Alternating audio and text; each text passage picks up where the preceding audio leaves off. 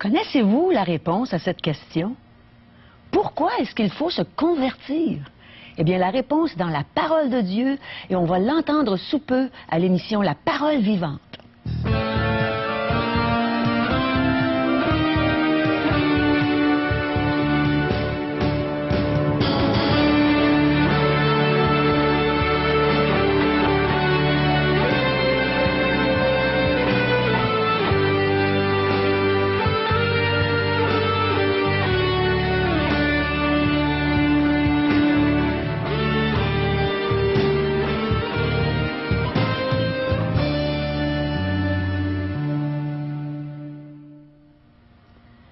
Bonjour amis fidèles et bienvenue à une autre émission, La Parole vivante. Je suis certaine qu'aujourd'hui, il va y avoir des vies transformées suite à l'enseignement qu'on va entendre. Notre ami pasteur Régent Joly est toujours avec nous. Vous allez aimer son message, j'en suis certaine. Et j'ai la joie de vous interpréter un chant, un vieux chant traditionnel que vous allez sûrement reconnaître. Et aujourd'hui, on a un reportage sur un beau déjeuner de l'espoir. Vous allez aimer ça. Alors, n'oubliez pas, vos commentaires sont importants pour nous. On veut entendre vos belles questions aussi. On va s'en servir dans nos émissions. Alors, vous pouvez nous contacter au 1-877-l'Espoir, 1-877-537-7647 ou allez visiter notre site web. C'est espoir.ca. Mes amis, vous ne pouvez pas savoir à quel point c'est une joie pour moi d'animer ces émissions qu'on fait pour vous et toute la joie, tout le bonheur que ça nous donne de partager l'Évangile avec vous et d'entendre prêcher notre ami, notre pasteur évangéliste Régent Joly. Je vous ai posé une question au début de l'émission. J'ai dit, pourquoi est-ce qu'il faut se convertir? Eh bien, on va demander à Régent. Régent, c'est quoi au juste se convertir? Je tiens tout d'abord à préciser, Caro, que c'en est une pour moi aussi, une grande joie de pouvoir t'assister dans le cadre de ces émissions Paroles vivantes et de répondre aux questions, aussi bien de l'équipe qu'aux questions de nos téléspectateurs. Aujourd'hui, qu'est-ce que convertir? Que veut dire Dieu par une conversion? C'est un langage courant. Les gens s'imaginent parce qu'on prend la Bible, on parle de Dieu, que là on sort comme de notre univers, puis on s'en va dans l'au-delà, dans quelque chose d'irréel. Mais c'est un langage courant aujourd'hui, convertir. Le dictionnaire nous dit c'est changer, tout simplement changer. Alors, vous êtes peut-être un régime carnivore, c'est-à-dire vous aimez manger de la viande, puis, et vous allez changer pour un régime, alors on va manger des fruits et des légumes, donc un régime alors pour les végétariens. Ou peut-être changer de produit. Vous êtes habitué à tel savon pour vous laver. Changer de produit, un nouveau savon. On vient de se convertir à une autre marque de savon. Même chose pour le détergent. Les appareils ménagers, changer de voiture. Alors oui, j'avais un tel modèle, je change de modèle, je change de marque d'automobile. Alors je me convertis à une autre marque d'auto. Et c'est ainsi de suite. Et le Seigneur voudrait qu'on vive la même chose, expérimenter un nouveau produit. Un produit pour l'âme. Alors on a essayé peut-être toutes sortes de religions, de philosophies, de croyances, mais le Seigneur nous appelle à nous convertir à un produit unique en son genre, à une nouvelle marque aussi. Alors donc, une marque peut-être que, oui, on avait par le passé connue par nos traditions, mais de retrouver ce que le Seigneur nous présente aujourd'hui comme étant modèle de vie, un nouveau régime de vie. C'est ce que la parole de Dieu nous offre, de changer pour le régime que Dieu nous offre dans sa parole. C'est ce qu'on va aborder tantôt. Alors avec les textes, avec la Bible à la main, j'espère que vous avez une portion des Saintes Écritures, si ce n'est la Bible, au moins d'avoir un Nouveau Testament. On va regarder ça un peu plus tard. Eh bien, merci Régent. Tu donnes toujours tellement des bons exemples pour nous aider à comprendre la parole de Dieu. Alors, merci. À tantôt. Paroles vivantes vous invite à participer à l'un des nombreux merveilleux déjeuners de l'espoir. Ces déjeuners ont lieu dans plusieurs restaurants réputés de la région et vous sont offerts gratuitement. Venez entendre le témoignage d'une vie transformée par la puissance de Dieu. Pour connaître les détails concernant l'endroit, la date et l'heure pour votre région, composez le 1-877-537-7647 ou notre site web www.espoir.ca.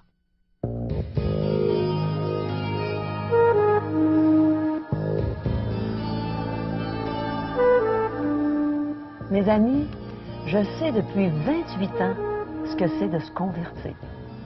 Mais je pense que mon ami Régent est bien plus qualifié que moi pour élaborer sur le sujet. Alors, Régent, nous sommes tous oui, on t'écoute.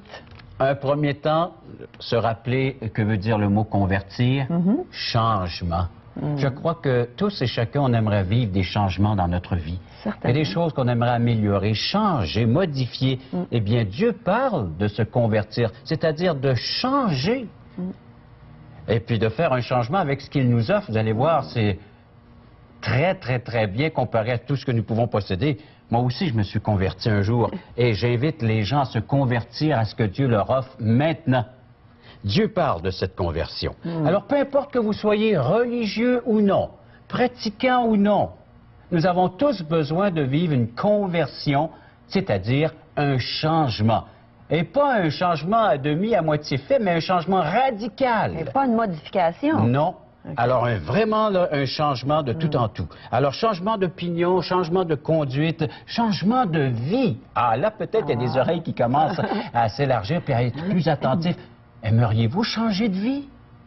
Dieu nous offre un changement de vie. Et comme je vous dis, c'est 100%, c'est radical. Alors, en ouvrant la Bible, nous découvrons que nous avons des décisions à faire concernant notre vie présente et notre destinée éternelle. Alors, c'est pas seulement un changement pour la vie présente, mais un changement pour notre destinée, pour donc la vie éternelle, ce qu'il y a après la mort également. On peut changer, on peut modifier tout cela par un choix fait présentement, au moment présent.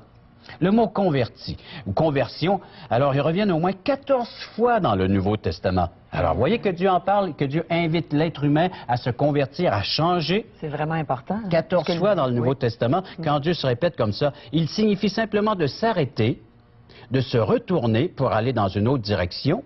Repentance, par le fait même changement de direction, mais changement également de tout ce que nous pouvons voir et contempler. Si je regardais en arrière, ben, je vois les rideaux, je vois la fenêtre. Si je regarde en avant, je vois mes téléspectateurs sous forme de caméra, mais ils sont là. Je sais qu'ils sont là, mais je change ma façon de voir les choses. C'est carrément changer ma vision. Et c'est la même chose, un changement. Alors, c'est un acte volontaire, une conversion. C'est une décision que je prends, alors de l'être humain entier qui se fait donc se détourner d'une manière de vivre. La Bible appelle cela se détourner du mal afin maintenant d'accepter le bien ou la justice que Dieu m'offre à accomplir pour lui. Eh là là, c'est merveilleux. C'est tout un changement de vie. Hein? Dans Actes chapitre 3, un premier verset que nous pouvons lire, Actes chapitre 3, versets 19 et 20. Alors, si vous avez une Bible à la maison, vous allez feuilleter, prenez en note, Actes 3, versets 19 et 20, c'est l'apôtre Pierre qui prêche, qui dit « Repentez-vous et convertissez-vous pour que vos péchés soient effacés. » Et le verset 20, je l'aime autant que le 19, qui dit « Afin que des temps de rafraîchissement viennent de la part du Seigneur et qu'il envoie celui qui vous a été destiné, Jésus-Christ, que le ciel doit recevoir jusqu'au temps de rétablissement de toutes choses dont Dieu a parlé anciennement par la bouche de ses saints prophètes d'autrefois. » Dieu a annoncé des temps nouveaux, de nouvelles choses qui se présentent en la personne de Jésus-Christ. Un lien très important à faire ici avec l'Évangile, bonne nouvelle, conversion. Maintenant, il y a une personne qui est placée au centre de cette conversion. Dieu dit, tu veux vivre un rafraîchissement spirituel, tu veux avoir une nouvelle vie, une nouvelle façon de voir les choses, une nouvelle façon dans ta conduite, Jésus-Christ. Oh, les regards commencent à se tourner vers la personne que Dieu nous envoie, que Dieu nous a envoyée et qui nous place devant nous. Quand on tourne vers lui les regards, on est rayonnant de joie. Il y a un texte qui nous dit ça dans l'Ancien Testament. Oui. et on espère que les gens vont pouvoir avoir ce rayonnement de joie dans leur visage quand on tourne nos regards vers lui, vers celui que Dieu a prédestiné d'avance. Oui. Alors donc, la Bible peut parler d'un langage aussi de nouvelle naissance ou régénération.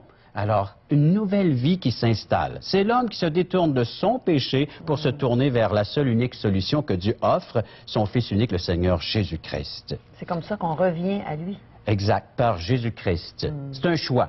Je tiens à préciser, c'est un choix que nous devons tous faire à un moment donné, un moment ou l'autre dans notre vie. La Bible parle de la plus grande tragédie. La race humaine n'a jamais vécu. La tragédie, c'est le choix d'avoir abandonné son Dieu. Ça a été fait. Bien, quand est-ce que j'ai fait ça? Ça a été fait en Adam et Ève. Là, on recule dans le passé. Genèse chapitre 3. Genèse, c'est le premier livre de la Bible. Ce sont les origines. Et nous voyons donc cette grande tragédie que la race humaine a vécue tous ensemble en Adam. Adam a fait un premier choix, il a fait son choix, c'est de délaisser Dieu, d'abandonner Dieu, de se détourner de Dieu. Et par le fait même, ça a entraîné toute la race humaine, donc de vivre sans Dieu, autrement dit, de faire un choix de s'en séparer. Oh là là. C'est vraiment une tragédie, comme tu dis. Mais Ce- qu'est-ce qu'on fait pour revenir à lui une fois qu'on est séparés? Qu'est-ce Une qu'il faut faire? grâce. C'est par le moyen de la grâce. C'est une grâce. C'était Dieu qui intervient dans l'histoire de ma vie, dans l'histoire de l'humanité. Il vient à la charge pour chacun d'entre nous. Il nous appelle maintenant, nous invite à nous convertir, à revenir vers lui et de profiter de ses bons soins. Il y a deux questions qui a été posée à l'humanité suite à cette tragédie, suite au choix de l'homme en Adam, il va s'en dire. Deux questions de la part de notre Créateur, de la part de Dieu, que nous pouvons lire également toujours dans le livre de la Genèse, Genèse chapitre 3, dans le contexte de la désobéissance, de la révolte, rébellion, péché. Dieu revient à la charge à l'instant même, puis il dit, « Où es-tu? Que fais-tu? Pourquoi as-tu fait cela? » Alors, l'être humain, autrement dit, devrait constater qu'il s'est séparé de Dieu par un choix qu'il a fait, qu'il s'est éloigné de Dieu. Alors, il doit réaliser l'état spirituel dans lequel il se trouve, séparé d'avec Dieu. On a un texte du Nouveau Testament qu'on cite, Romains chapitre 3, verset 23, qui dit « Car tous ont péché, sont privés de la gloire de Dieu. » séparé de Dieu. C'est la condition spirituelle de chaque être humain. Alors, notre âme est éloignée, séparée. Alors, étant séparé par le choix de l'homme, il nous invite maintenant à prendre cette décision de nous convertir vers lui. Romains chapitre 5, verset 12. Allons lire l'Épître aux Romains, une lettre de l'apôtre Paul, qui résume assez bien le plan de Dieu pour chacun d'entre nous. Et Romains 5, verset 12, alors, donc il fait le lien avec Adam, il dit, c'est pourquoi, comme par un seul homme, le péché est entré dans le monde, on pourrait marquer ici, par un seul homme, la séparation est entrée dans le monde. Oui. Alors, donc, par cette séparation, donc, cette mort spirituelle, cette séparation d'avec Dieu, la mort ou la séparation s'est étendue sur tous les hommes parce que tous ont péché.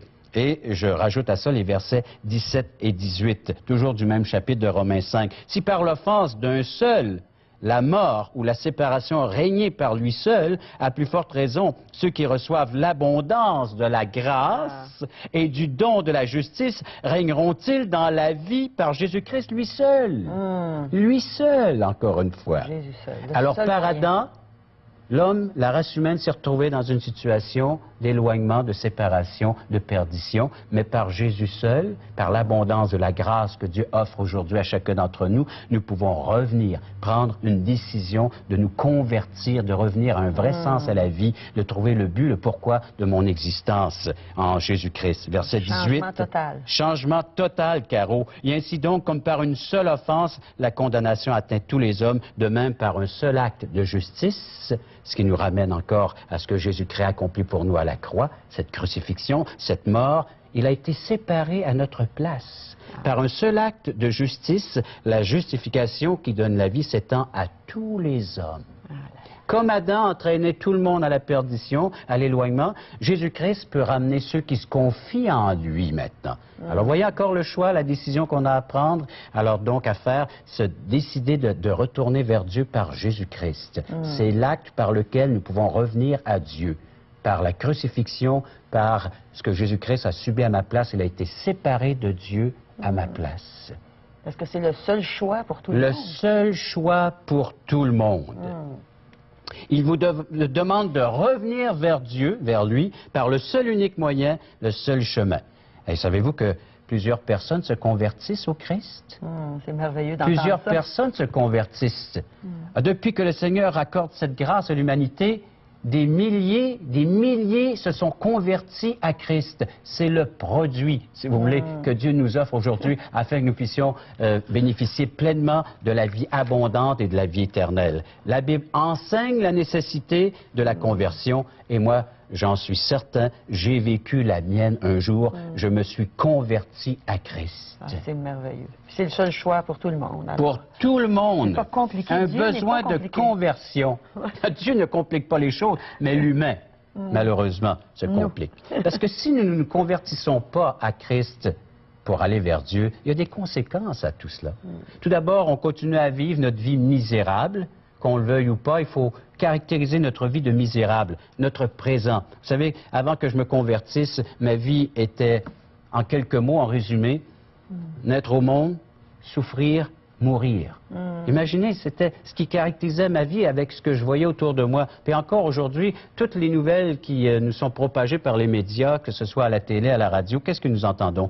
Alors, destruction de la couche d'ozone, flambée de violence, trafic de drogue, tuerie, de la malhonnêteté partout, hein, de la pollution, alors que ce soit spirituelle ou autre ou matérielle, des problèmes écologiques, des pauvres, la pauvreté, alors une répartition des biens qui n'est pas équitable pour tous et chacun. Alors, il y a une liste longue et pénible. Et j'en sais quelque chose parce que j'étais moi-même lecteur de nouvelles dans les années 80, dans nos médias, et tout ce que je rapportais aux gens, c'était des mauvaises nouvelles, c'était décourageant, déprimant. Il y en a même qui disaient « j'ai plus le goût de vivre ».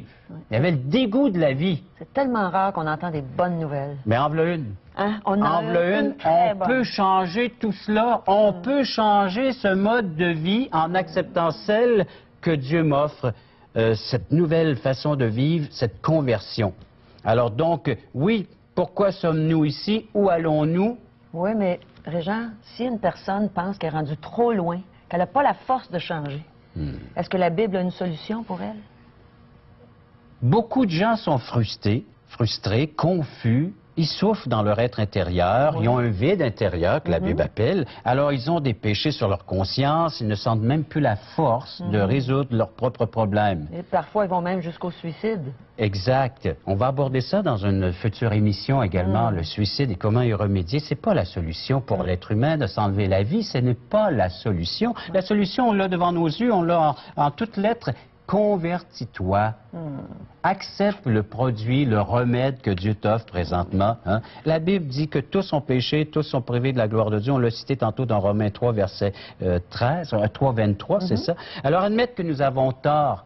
Tout simplement, admettez que vous avez utilisé jusqu'à maintenant le mauvais produit. Vous n'avez pas réussi à avoir les résultats voulus. Hein? Alors écoutez, si pendant des semaines, j'utilise un détergent, puis je vois que mon linge reste sale, est-ce que je vais demeurer avec ce produit-là?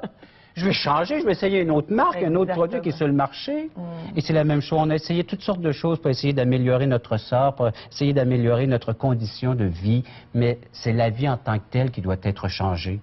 Et Dieu est prêt à faire cet échange. Donne-moi ta vie qui ne fonctionne plus, la vie de péché, et je t'offre la vie, la vraie vie, celle que j'ai vécue ici-bas sur terre. Je te l'offre maintenant, une vie sans péché, une vie qui est acceptable auprès de Dieu. Ouais.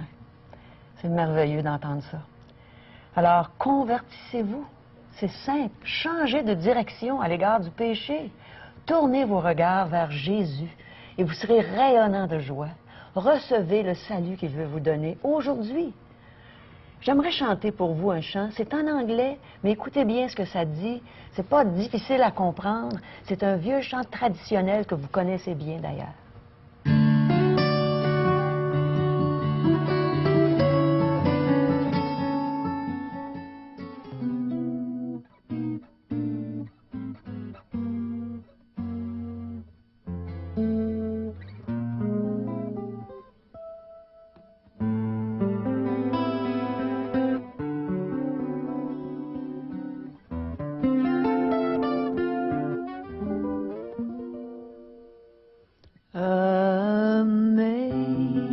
Amazing grace, how sweet the sound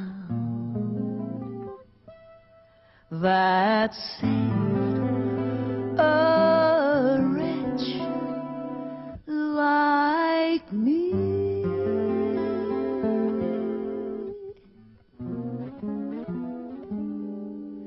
I once was lost, but now I'm found. Was blind, but now I see.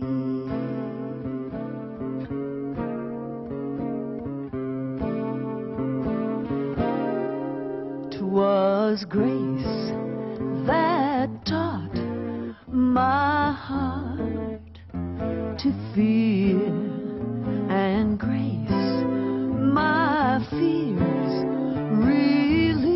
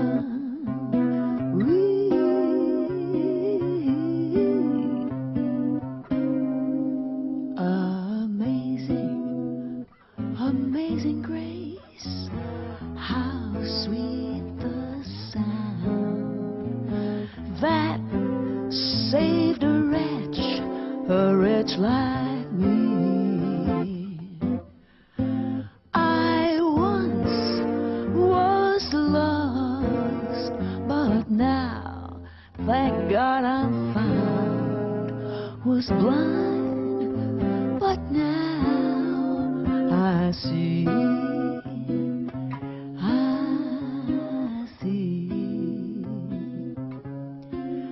I see Jesus shining down on me.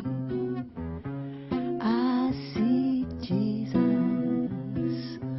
Oh, thank you, Jesus. Thank you, Jesus. Amazing grace.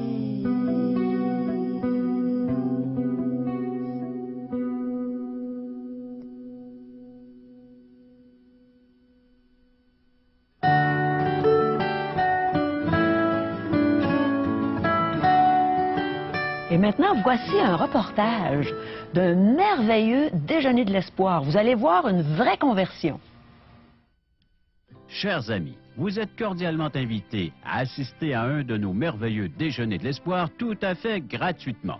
Ce déjeuner vous est servi par une équipe formidable des membres de l'Église baptiste évangélique de Beauport. Ils se mettent en branle, en action. Ils deviennent des serviteurs et des servantes du Seigneur qui vous offrent un service remarquable dans l'amour de Dieu.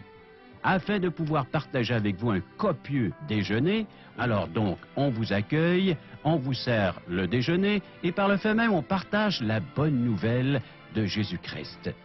Pourquoi Jésus est-il venu sur cette terre? C'est ce qu'on partage avec nos invités. Ça se fait dans la camaraderie, alors avec la joie et l'amour de pouvoir vous accueillir dans ce que Dieu vous réserve de plus grand, sa grâce. C'est-à-dire donc une présentation qui va vous mettre à l'aise. Oui, c'est ce qu'on veut faire avec nos invités, les mettre à l'aise dans cette salle du restaurant. L'équipe est là pour vous accueillir, l'équipe de l'Église baptiste évangélique de Beauport. Pour de plus amples renseignements et pour réserver votre place, vous appelez, vous composez le numéro de téléphone suivant 666-3600. Et voilà maintenant cette partie musicale qui prépare nos cœurs à recevoir le témoignage, le message de Dieu. Avec musique, avec chant, on chante l'amour de Dieu. On l'exprime selon le don, selon les capacités que Dieu nous a données. Par la présentation, par le chant, et par le témoignage. Alors donc, faisons place à cet invité. Et cet invité, eh bien, comme vous avez le plaisir de l'entendre déjà à la radio, de le voir à la télévision, il se présente lui-même dans cette salle. Alors j'ai le plaisir, oui, de donner mon témoignage dans différents déjeuners de l'espoir qui se déroulent à grandeur de la province de Québec, et principalement dans la région de Québec, là où j'œuvre depuis plusieurs années. J'explique comment Jésus-Christ s'est fait connaître à moi comme mon Sauveur, mon Seigneur, et je lance une invitation tout à fait personnelle à chacun d'entre vous qui êtes présents d'en faire autant, de prendre cette décision, de faire ce choix, d'ouvrir votre cœur à l'amour de Dieu manifesté en la personne de Jésus-Christ. Un choix que j'ai fait moi-même personnellement, vous êtes invités à le faire. Et vous allez voir dans cette salle des gens qui, par un geste, par un signe, qui m'indiquent qu'ils ont été touchés par ce témoignage et qu'ils veulent en savoir davantage, qu'ils ont un intérêt maintenant vers les choses de Dieu, vers la parole et vers ce que Dieu leur offre, ce pardon, cette réconciliation par la venue de son Fils.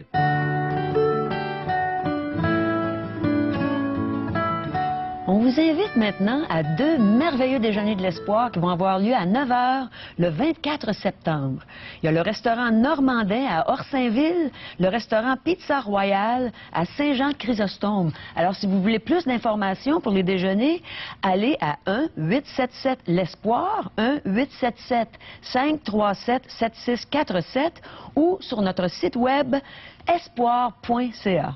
Maintenant, Régent, un petit peu de littérature à nous présenter encore aujourd'hui. Gratuitement, c'est ce que nous offrons à nos gens. Alors donc, un tract qui s'intitule aujourd'hui l'espoir, c'est Jésus seul. Alors, c'est la conversion vers la personne l'unique qui peut nous donner la vraie vie abondante et éternelle. Et également quelques définitions des questions fondamentales, tout à fait gratuites. Qu'est-ce que l'enfer? Qu'est-ce qu'une conversion? Alors, on définit ces termes bibliquement. Alors, c'est gratuit, faites-nous en la demande.